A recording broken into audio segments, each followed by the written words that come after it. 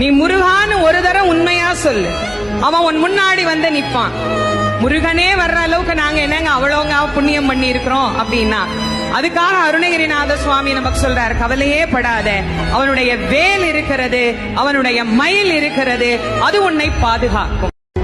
அடி மீது அடி வைத்து அழகான நடை வைத்து விளையாட ஓடிவா முருகா,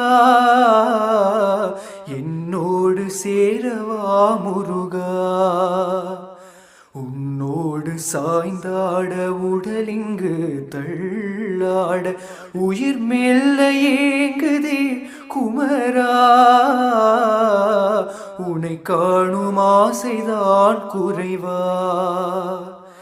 கண்ணோடு ஒளி இல்லை வழி காட்டவாவா, என் மூச்சும் எனதில்லை உனக்காக தேவா.